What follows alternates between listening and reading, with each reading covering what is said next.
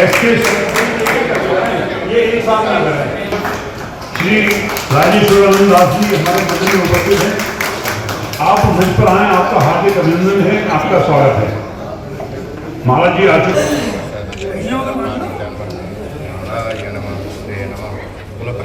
भगवान की जय, विप्र समाज की जय।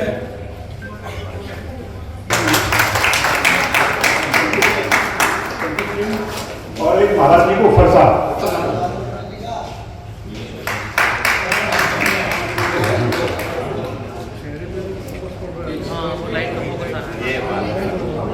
सभी लोग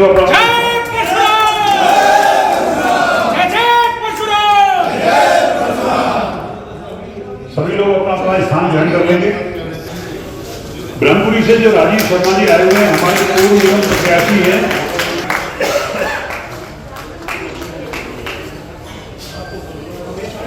अश्विनी शर्मा जी हमारे बीच में संजीव हैं, हम इनका स्वागत करते, अभिनंदन करते और जैसा बड़े भाई ने आग्रह करा आप आगे आ जाए। राजीव बैठो, आगे संजीव बैठो। प्रतीक चिन्ह और ले लें, एक पट्टा ले लें।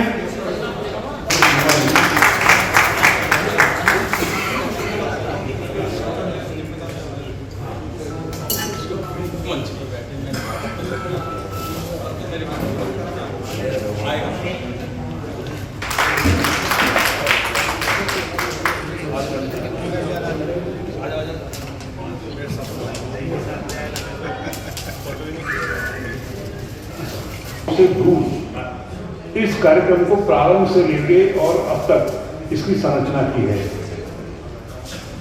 हमारे अखिल भारतवर्षीय ब्राह्मण महासभा में सभी समाज यानी सभी राजनीतिक दलों के हमारे सभी संगी साथी हमारे साथ में इस कार्यक्रम में बढ़ चढ़कर अपना सहयोग दिया है और हमारे साथ हैं। शर्मा जी के स्वागत के लिए मैं महाराज जी के साथ में वी डी शर्मा जी का स्थान, मेरा नाम लॉ कॉलेज है, बीएड कॉलेज है, इंटर कॉलेज है, बहुत बड़ी हस्ती है हमारे मंदिर में उपस्थित हैं। और दूसरे हमारे राष्ट्रीय महामंत्री शिव मोहन भारद्वाज जी, मैं वैसे आपको मंच पर बुलाऊंगा, अभी तरीके से बुलाऊंगा।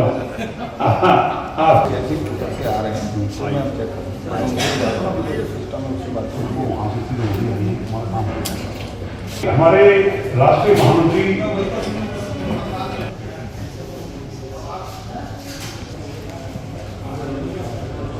तीनों सामूहिक रूप से मिलकर स्वागत करेंगे। प्रदीप सिंह और एक पट्टा। मैं आपको कुछ घटनाएं बताना चाहूंगा। मैं मथुरा वासी हूँ, ब्रज क्षेत्र का, भगवान कृष्ण का जहाँ जन्म हुआ वहाँ का रहने वाला हूँ। दिल्ली सरकार में 33 वर्ष से डिप्टी डायरेक्टर ऑफ एजुकेशन के पद पर मैं कार्य कर रहा हूँ और मैंने ब्राह्मणों के लिए जितनी हेल्प कर सकता था, लोग वह रिटायरमेंट के बाद वो काम को शुरू करते हैं, मैं शुरू से कर रहा हूँ। इसलिए ब्राह्मणों के बीच में मैं बहुत ही फेमस रहा। यदि बच्चे का एडमिशन आया है, किसी टीचर का ट्रांसफर है, किसी टीचर को परेशान किया जा रहा है, तो मैं यहाँ पर मेरे कई सारे टीचर हैं आए हुए, तो मैंने उनको हमेशा पूरी तरह से हेल्प की। के द्वारा एक क्रिमिनल केस भी डाला हुआ है जो आज तक चल रहा है रिटायरमेंट के बाद, तो मैंने अपने भी काम किए। ये खत्म होना चाहिए, हम सबको एक होना चाहिए। हम सभी अपने को बहुत विद्वान समझते हैं और अपने दूसरे ब्राह्मण साथी को नीचे दिखाने की बात सोचते हैं। वो विचार हमको बदलना होगा।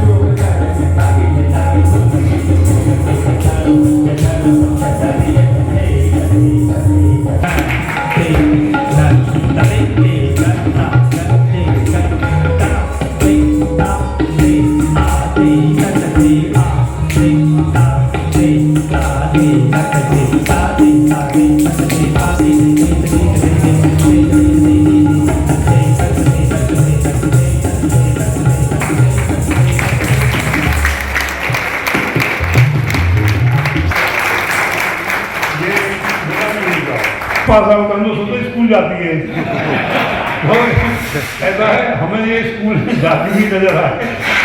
इसके बच्चे का जोरदार तालियों से स्वागत करें। की ओर से उसकी बेटा अभी उसने 100 रुपये करने के लिए 100 रुपये का तालियों से स्वागत करें।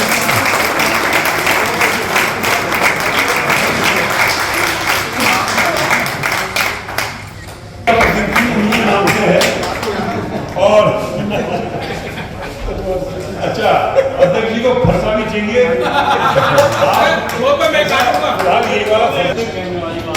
नहीं अध्यक्ष जी को देना है वायरल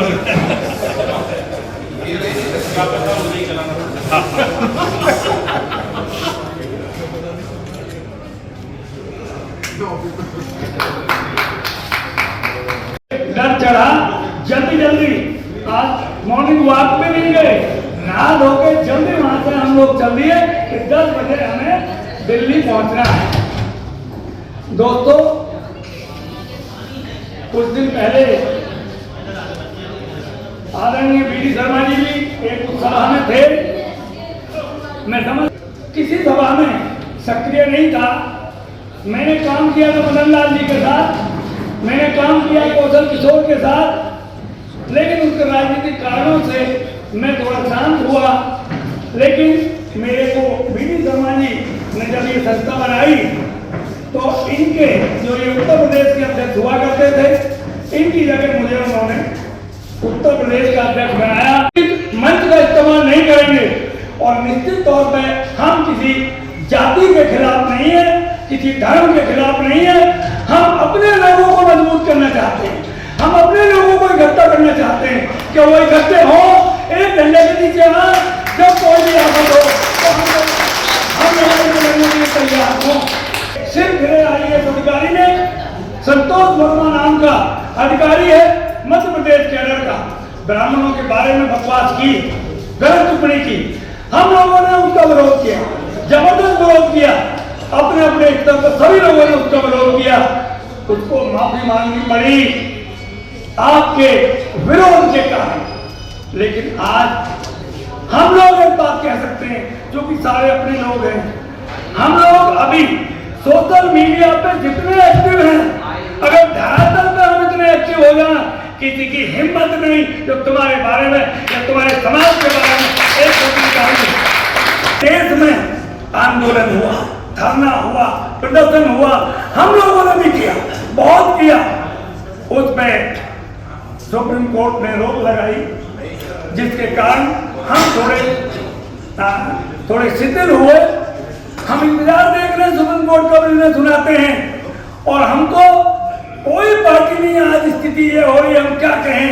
सत्ताधारी पार्टी के एक बड़े नेता बंगाल में परसों भाषण दे रहे थे और उन्होंने कहा कि यदि बंगाल में हमारी सरकार बनी तो हम यूजीसी तुरंत लागू करेंगे, सबसे पहले लागू करेंगे।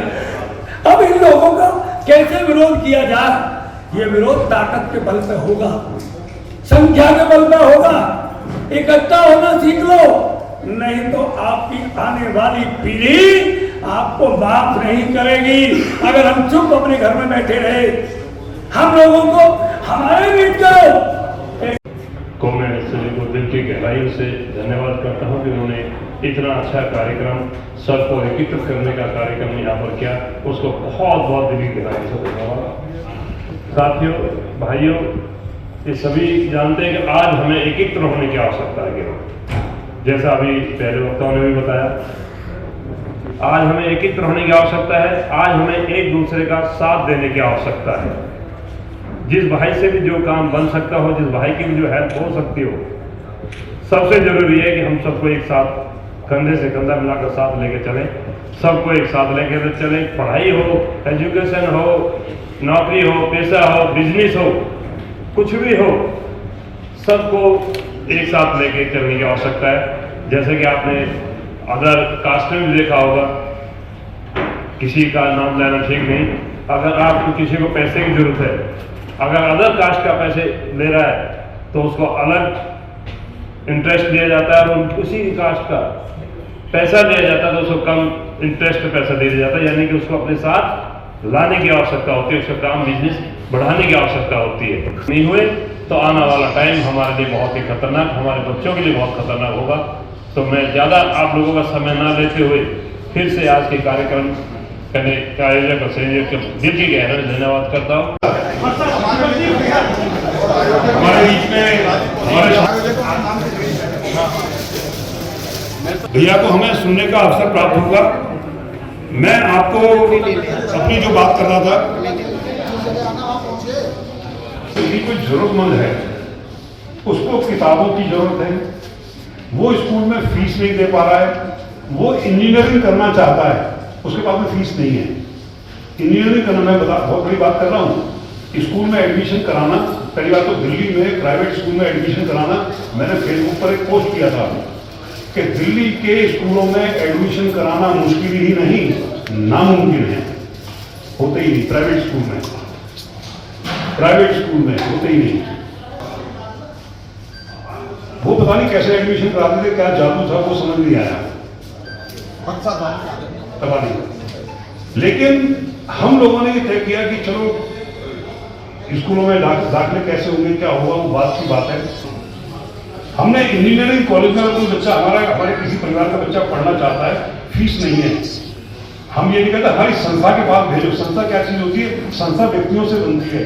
आप वीडी शर्मा जी के पास भेजो, आप मेरे पास में भेज दो, आप वीडी शर्मा जी के पास में भेजो, अब हम व्यक्तियों के पास भेजो, उसकी फीस की व्यवस्था हम करेंगे, उसके दाखिले की व्यवस्था हम करेंगे, हम पढ़ाएंगे उसको। ऐसा नहीं है। निसंकोच संस्था के लोगों को बताओ कि इस बच्चे का विवाह करना है, लड़का आप देखो, तय आप करो। लड़के की हमारी कोई गारंटी नहीं, परिवार की हमारी कोई गारंटी नहीं, शादी की पूरी गारंटी हमारी संस्था लेगी और हम करेंगे। हमसे किताबें आपको चाहिए, कितनी भी महंगी से महंगी किताब हो, किसी बच्चे को किताबों की आवश्यकता है, कोचिंग की आवश्यकता है, मेडिकल कोचिंग करनी है, इंजीनियरिंग का कोचिंग करनी है, आप हमारी संस्था के पास में, लोगों के पास में आओ। हम कमजोर हो ही नहीं सकते, हम हजारों करोड़ों रुपए के लोग हैं। संविधान जो लोग हाथ में लेने का घूमते हैं, उस संविधान की संरचना करने वाले लोग हम हैं, उस संविधान की तरफ दिशा देने वाले लोग हम हैं। मैं बहुत लंबा भी कर सकता हूं, पर हमारे जिनको हम सुनने के लिए और समझने के लिए, भगवान परशुराम की जय।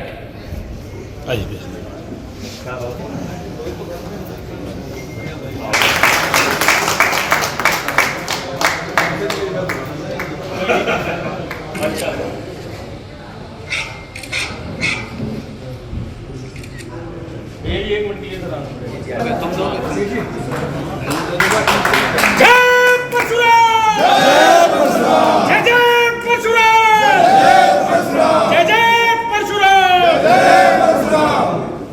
युवा प्रकोष्ठ शर्मा जो हमारे किसान मोर्चा के अध्यक्ष हैं,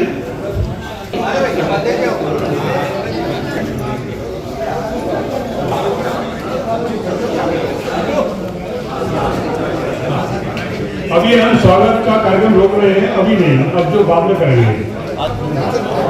जय परशुराम। ये बार बार बाहर चले जाते हैं कार्यक्रम को।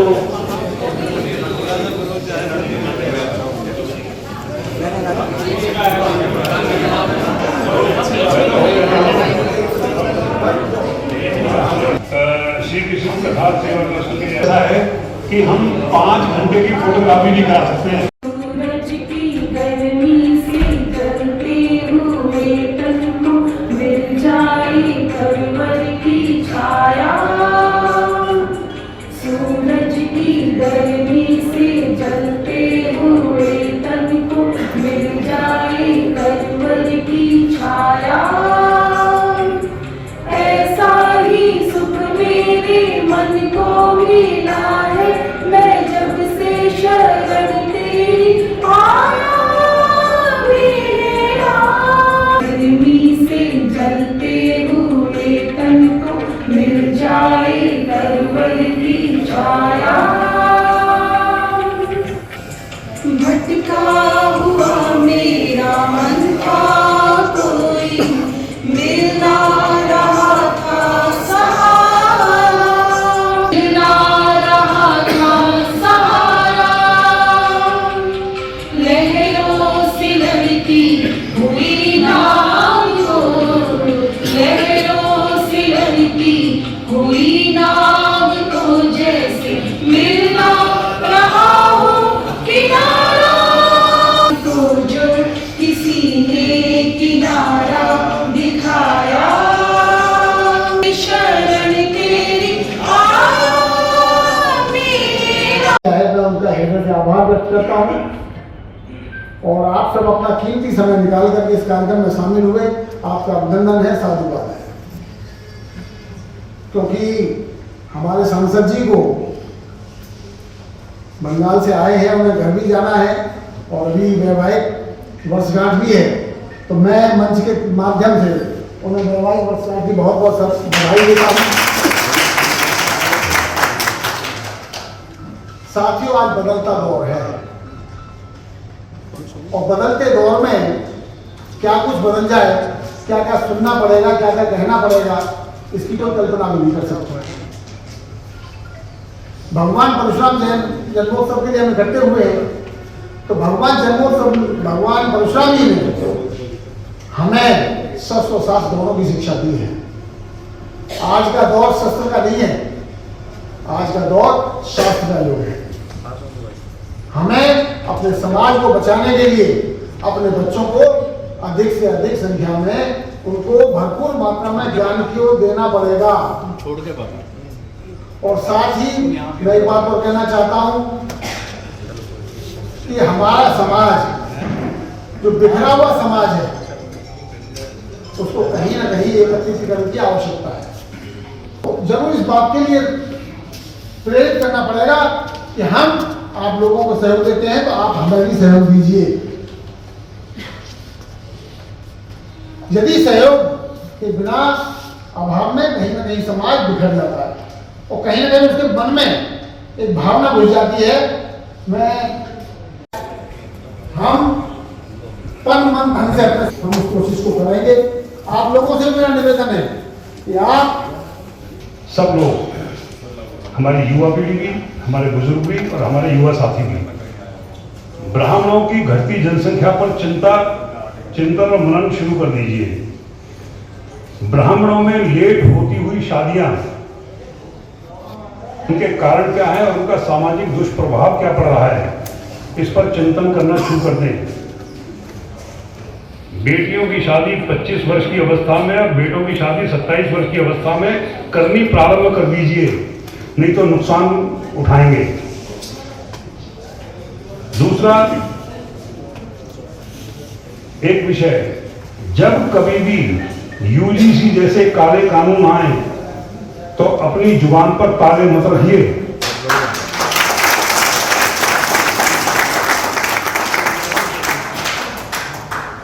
वरना तुम पंचर लगाने का काम करोगे। अब ब्राह्मणों के पंचर लगाने की नौबत आ जाएगी, ये मैं आपको बता रहा हूं शॉर्टकट में। और तीसरा है आरक्षण के खिलाफ आवाज बुलंद करनी प्रारंभ कर दीजिए। नहीं तो अगले 50 वर्षों में संविधान ही तुम्हारे खिलाफ लिखना शुरू कर दिया जाएगा। 30 सेकंड की बात है। मैं ये जानना चाहता हूँ कि हमारे जो भगवान परशुराम हैं वो क्या ब्राह्मण वंश में पैदा हुए हैं या किसी बढ़ाई के उसमें हुए हैं? हाँ। उनका क्या वंशज था? क्या वो लकड़हारा थे? ये स्वामी जी, इसका जरा मुझे निवारण कर दीजिए। हाँ, बैठ जाइए। इसका स्वामी जी हमारे बीच में है, महाराज स्वीकार करना प्रारंभ कर दें तो हम आगे बढ़ जाएंगे और हम एक दूसरे की कमियों को निकालना प्रारंभ करेंगे। हम जहां हैं हम वहीं खड़े रह जाएंगे और लोग आगे निकल जाएंगे।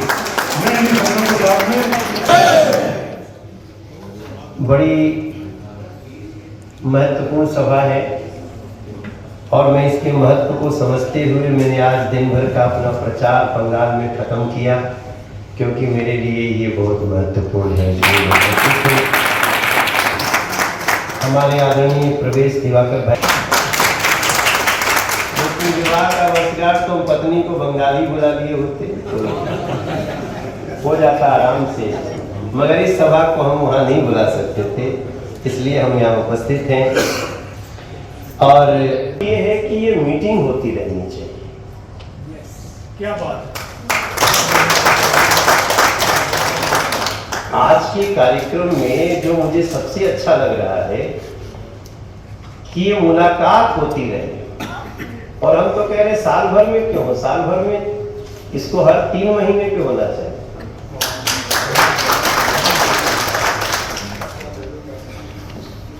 क्योंकि विचारों का आदान प्रदान जब तक नहीं होगा तब तक मन में खलबली मची रहेगी। और मनुष्य तो ज्ञान का भंडार है। तो मेरा अनुभव है कि जब मनुष्य को ज्ञान है तो ज्ञान तो बहुत तरफ दौड़ाता है। किसी बात में शंका आ गई तो उधर ही दौड़ता जाएगा। कहीं पर सही समय को उस प्रश्न का जवाब नहीं मिला तो इतना खतरनाक हो जाएगा कि फिर उसको संभाले नहीं समझेगा।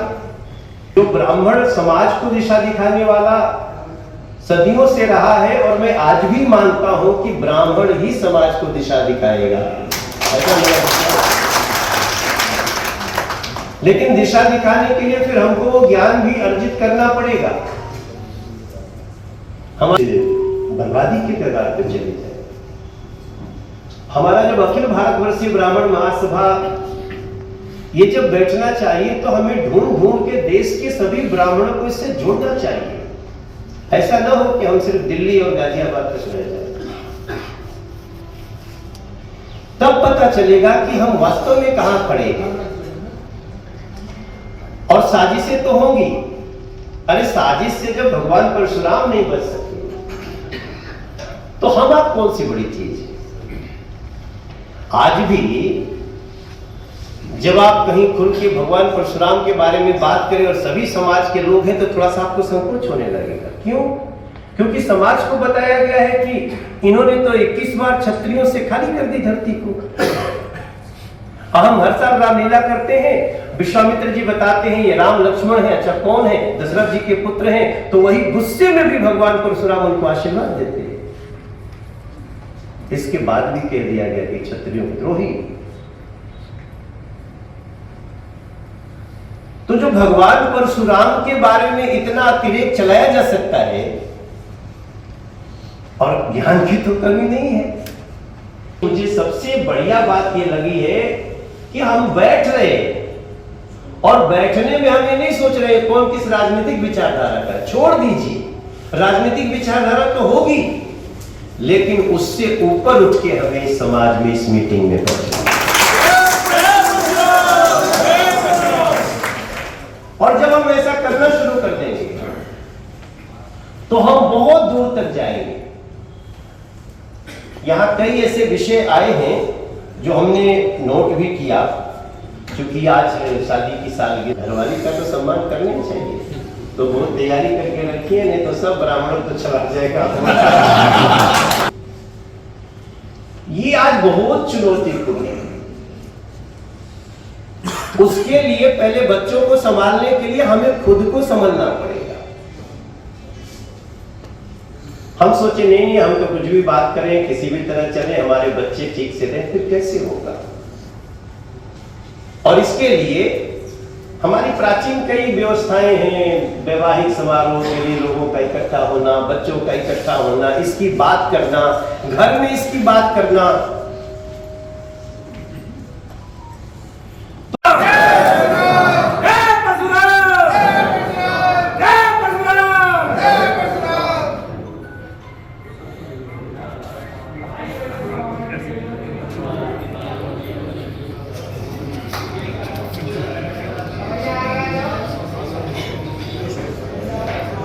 बड़ों का सम्मान कीजिए। माता जी का, घर में जो मेरी माताएं हैं उनसे कटु वचन ना बोले। जिस घर में नारी का सम्मान होता है वहाँ धन धान की वृद्धि होती है। जहाँ नारी का सम्मान नहीं होता वहाँ धन होता नहीं है। वो लालच के चाहे सारे बाल उड़ जाए वो कर्जे में दबा रहता, क्योंकि लक्ष्मी का सम्मान नहीं करता। 2 पैसे हो थोड़े हो, सम्मान होना चाहिए। जिस परिवार में सम्मान होता है वहाँ दिव्यता और भव्यता होता है। मैं यही कहना चाहता हूँ कि आज से कुछ लेके जाना, अहंकार को त्याग दीजिए। नम्रता, विनम्रता, सहजता, सरलता, समर्था, समर्पिता को आप अपने अंदर धारण कीजिए। आप सबसे उच्च होंगे। जैसे लाल तिलक लगाते हैं, बहुतों में खड़े होने के बाद आप अलग चमकते हैं, ऐसे ही आपका जो ज्ञान होगा, आपकी आवृत्ति होगी, आपका जो आचरण होगा वो समाज के लिए दिव्य होगा। एक नई उष्मा होगी, एक नया सूर्य होगा, एक नया प्रकाश होगा। इन्हीं बातों के साथ में, इन्हीं वाणी के साथ में एक बार मेरे साथ चलेंगे। सीता राम राम राम, राजा राम राम राम, सीता